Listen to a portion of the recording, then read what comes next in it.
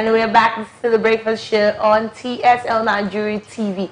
On our feature story this morning, we're going to be talking about the value of the Nigerian degree. Now, in this day and time, the value of the Nigerian degree cannot be overemphasized in terms of job opportunities and you looking for greener pastures.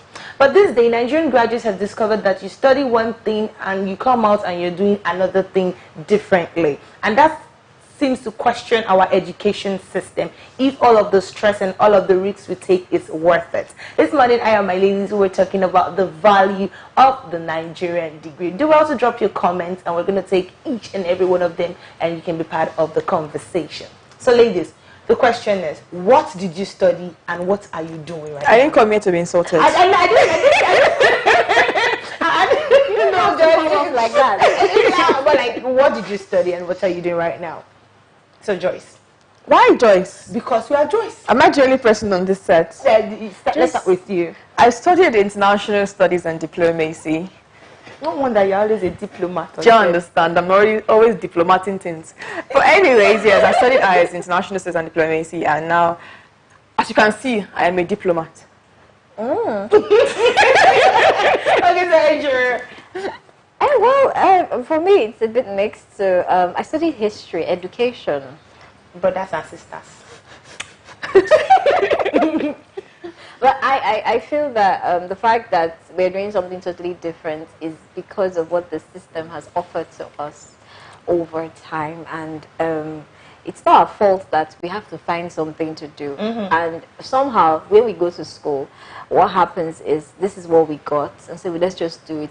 Worst case scenario, they will ask you for a certificate, but they will give you the job as long as you can perform. So, for me, I'm not even related. I'm not even related to what Joyce or Adrian studied. I studied microbiology, a pure scientific course, and I'm supposed to be in the lab, Neki.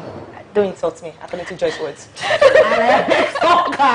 You know, but let's come to think about it. Do you feel it's a good thing that people go to school, you know, to study a particular course, maybe something they really like, and at the end of the day, they have it in the back of their mind that they'll come out and they will not practice what you're studying?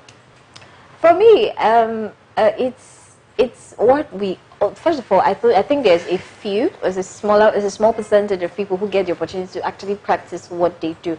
But I also think that it's not okay because of our Nigerian system, in the sense that there's certain courses you will study in school that you do not have the platforms to work in that same field. Like, okay, when you're done now, do you get the opportunity to work in that field that you're looking at? Do you get to see the kind of people? Do you understand? So you step out and you can take, for example, I and Joyce, who studied history in some form, and we're not using it in quotes, but we are here in Media House doing broadcasting and all that. So for me, it's not necessarily the people's fault, but it's what we have to do. And then people don't do what they're passionate about. They just want to go there, get a degree, and say, when we come outside, we'll find a way to fix it. So, Joyce. I feel like it's a combination of several factors. I feel like there's no one thing you can say, this is the reason why we're studying this in the university and doing this with our lives. You can start off from, you know, growing up.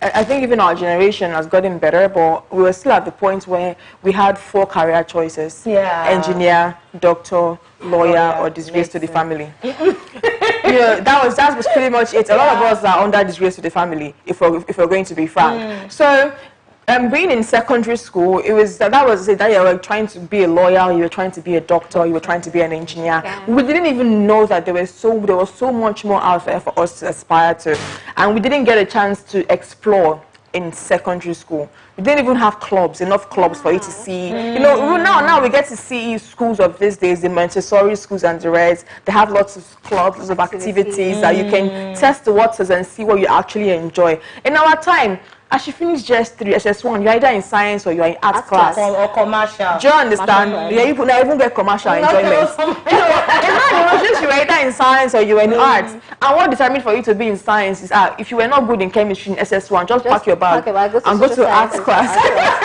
and sit down. So we didn't really get to explore, what could possibly be out there for us. And then some people didn't even want to go to school. And then you get to start writing JAM, you start putting for medicine, they give you MCB, put MCB, they give you MCB. If you put it the fourth time, they give you zoology. Just go and study. And then you're like, do you know what? Let me just go Yeah. and do this thing once and for all. And then even some people that went into their course of study with passion, like let's say mama lawyers, them and the rest. The bulk of lawyers I know are working in banks. And it's not because they don't want to practice, but it's either the select few that have connections can find some chambers to work. The ones that don't have chambers to work, either they are signing agreement for people that are selling cars or they're doing land disputes. So you just figured, you know what? Let's get a job. Do you understand? Let me just go to the bank. The bank industry is almost always employing. Let me just go there and, so there's really no one factor that you can hold on to and say, this is why this is happening. Now, talking about our education system, we know that there are a lot of bashings, a lot of, things are not really working, there are a lot of, we need to overhaul the system, we need to incorporate new curriculum, we need to, do this and that, but we cannot emphasize the fact that education actually opened doors for you. And if you're a graduate, there are certain places that you would literally enter. Now, do you feel that right now they need to pay much attention to the certificate or to building human capacity? Because when you come out into the labor market in quotes, people these days pay attention to your capacities, to your skills, the things that you can bring in to add value. And these are the things that are actually not taught in school. When you're in the university, you're taught on how to pass your exams. You just want to cram this and, just go to the next level so you don't get to probate and waste your parents' money. But when you come out of school, it's a whole different ball game entirely. And so is there a missing link somewhere? The system isn't working, it's broken. That's the long and short of it. My very first class, the very, very first class I attended in the university, I came across this lecturer. Funny enough, he is my favorite lecturer, but that day I really hated him from the deepest part of my soul. What did he say? He said that if you get a C in this course, you're very good. If you get a B in this course, it means you know as much as I do. And then if you get an A, it means you know more than me, and that's not possible. How is that the first conversation we are having in an institute of higher learning? You are telling me that whether I am passionate, whether I am crazy, whether I am brilliant, I'm going to fail. The system isn't working. There's a viral video that's circulating on social media where a lecturer of architectural students is throwing their projects away. I mean, first of all, those designs looked marvelous. If you guys are watching, you guys did great. And then you're not telling them what they did wrong. You're just throwing it away. How do I know where I faulted? You're not saying anything. The system is broken. I remember we had this ICT center in the University of Benin that was always padlocked for computer science students. Why is it locked? It's not for the students. Practical. And So then, the system is not working. A complete overhaul needs to be done. The system is not working. Lecturers have to realize that they are teachers. They are common teachers, not gods. The system is not working. I feel that, I just to continue from what she said, when you're given opportunity to empower people, for example, you're lecturing people, you are giving that opportunity to create atmospheres for them to step into the next phase of their life. So you're not there to bash on them, make them see their shortcomings, make them see how the system was better when you were in school. You hear such things like, I know how the system was, I don't know what you guys are doing. Almost as if, are we the people creating the policies? We came to school to learn, lecture, and there's a whole lot more that we could have learned in school, a whole lot more. How to relate with people, what to do if you step out of school. You just make sure you pass, and then once your project is over, we are all gone. There is no orientation process of how to handle the world out there. We just figure things out by ourselves. And this is the whole thing. Every process of your life, I feel, is a growing point for you. So if you keep growing and going that way, you will experience a certain growth that you're supposed to experience. So having people go to school and then come out and realize, man, I just wasted 4 years studying something. I could have studied something else and I would have been a lot more happy and I could have been doing this. People come out from school to really get, different sectors of they apply for stuff that trains them to become better in the field that they want to go to. So our system needs to be worked on.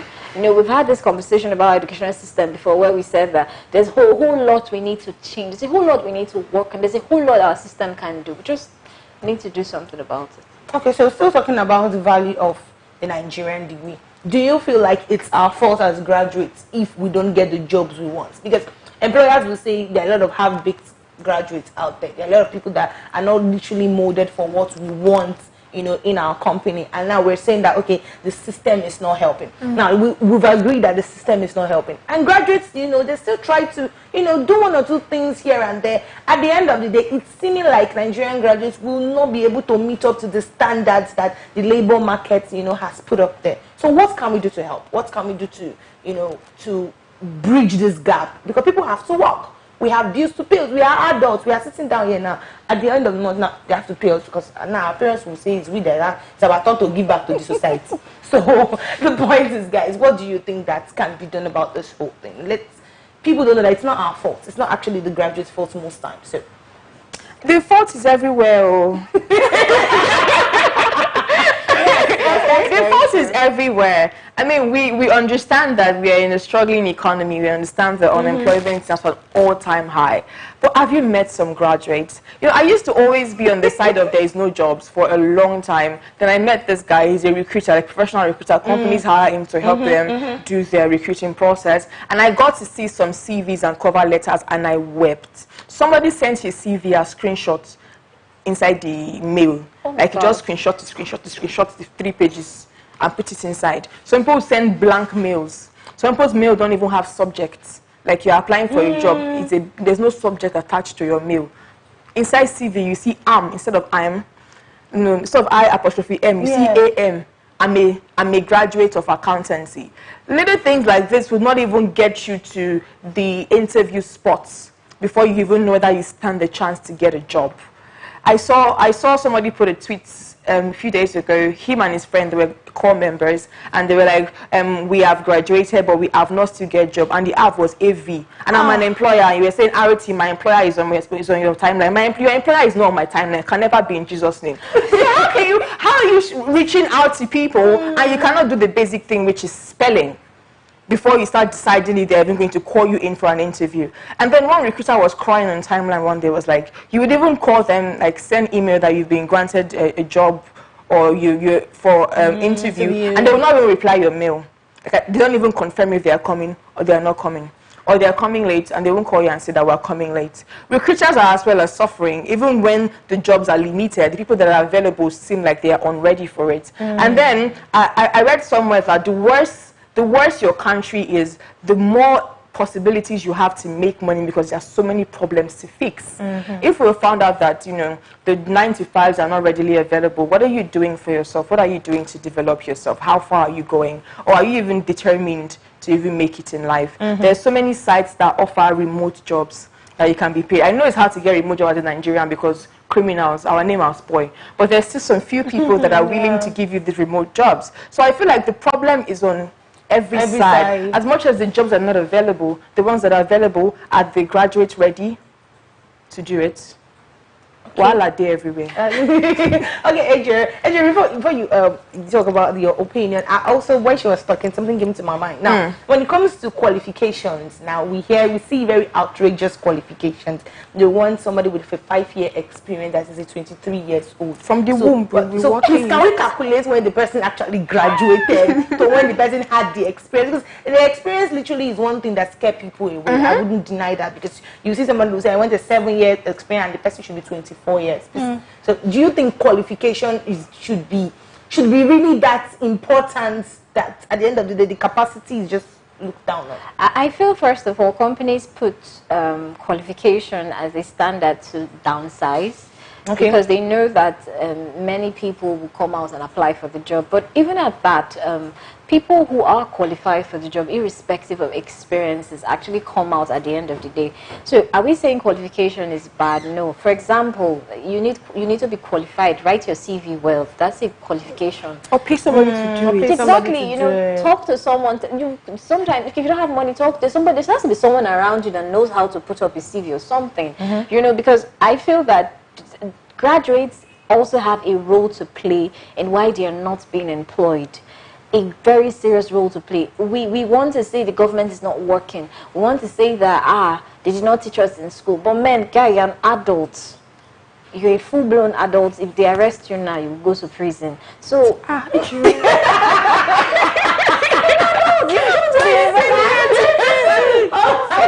adult. So, I mean, step up and do something for yourself. Don't sit down there and be saying the government. I mean, you went to school, many people didn't go to school, and they're doing so much more than you're doing. So don't sit down there and complain about the system. Do something about the system. I mean, you can do so much more. Develop yourself personally. Go for trainings. Apply for stuff even after school or even while in school. I knew a lot of people in my time that kept applying for things in school, like because I didn't understand, and I was just I did not do my studies outside. I didn't do. People were applying, I said, because I want to have, I said we can have this thing. And then when all of us came out from school, I'm wondering, I did this at this point. So like 3 months I was doing this, and they added to their CV. I'm like, where was I when this was happening? So people are trading themselves. You now know that we don't have a working system. You now know that so much is happening. Please, go out and develop yourself. Get all the trainings you need to get and do something for your life. No excuse, man. There is no excuse. Sorry, no. Judge, I'm not going to say something. I can't, sorry. But, like I said previously, the fault is everywhere. There's no one place that we can just hold and say, this is the reason why the thing is not working. And look beyond your degree is what I would say, because how many agricultural economists can we really employ? How many lawyers can we employ? How many students of diplomacy are going to become ambassadors or career diplomats? How many historians are going to work in one huge museum or one huge library of the humanities? The fact remains that those courses, the bulk of the courses we studied in school are even becoming obsolete. Yeah.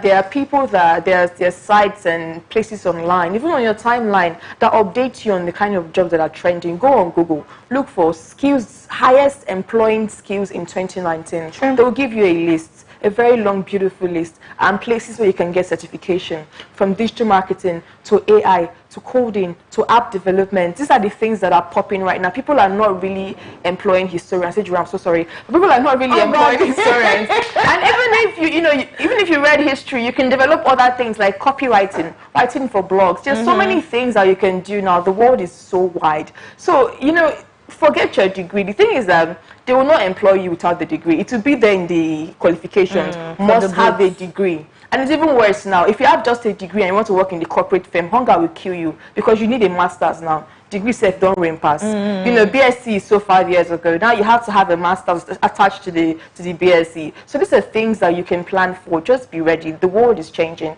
and you have to change with the world. If you want to pay your tithes, just come and meet.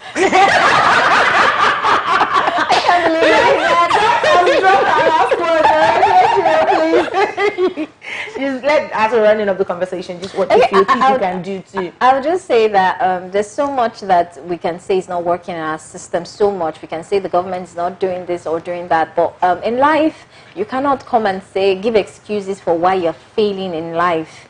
Now, you have had experiences already that you did not know you could apply. Like she said, you could apply for so much. Please go on Google. The world is changing. One of the things that we have access to is the internet. Everybody is always on the internet. So spending so much time on Facebook and Instagram. Please go online and research, read, get certifications online. You can get free certifications with that same phone you're holding. So I'm wondering why you're not taking advantage of it. So please take advantage of it. We don't have a working system. It's not an excuse. It's not an excuse. You have so much you can do with your life. And as for us who go to school and not follow our degree, follow your passion. Another thing, have something that you really love and you want to do. So passion is a good drive. So please. So one last thing. Okay. Because I've already spoken to the candidates. I'll speak to the employers right now. Let's go. Employers, there's a certain level of stereotyping and discriminating that a lot of employers do that make them not get the best talent. I know that, we assume that you have to have a kind of a look to be in the corporate world, and I advise people to package themselves with those looks. But there are some things that you should not discriminate against, things like dreadlocks. These are things that are naturally occurring for people's heads. A lot of people have natural dreadlocks. A lot of people have lost jobs because of their natural dreadlocks and not things that they can manage. I think you should look for skill ahead of just a look. As far as a look is not giving your company a bad look or a bad rep, I just feel like it should not be something that you should discriminate against. And a lot of very forward-thinking companies have moved past the degree. People like Google, people like IBM, they don't even need degree holders. They're all for skills right now. If you're looking for an app developer, I don't think whether I got a 2-2 is a problem. Can he build the app? These are things that should be here. So let's look ahead of the degree, because the degree is getting more useless as the day goes, and let's look towards skill. At the end of the day, it is the skill you are employing. Sure. You heard it, guys, from the ladies of the breakfast show. I always say very soon we're going to open an academy for, how to better your life, how to, improve yourself, aspire to perspire. Although Joyce doesn't like it, but she likes it these days. We can't help it. All right. Well, this will come to the end of this episode of the breakfast show. Do well to subscribe to our YouTube channel. Just the red button down there, and click it for you to enjoy all of our engaging conversations from Mondays to Fridays. All right, so they look into your life and say, I want to be better and I want to be productive, irrespective of what the system gives to you. I'm going to overhaul it and I'm going to make something better for myself. My name is Nike Moyo. We are same time tomorrow. It's the bye for now. Good morning. Stay connected to TSL Nigeria and get updates on the go all day, every day. Subscribe to our YouTube channel on TSL Nigeria Space TV and join our online family.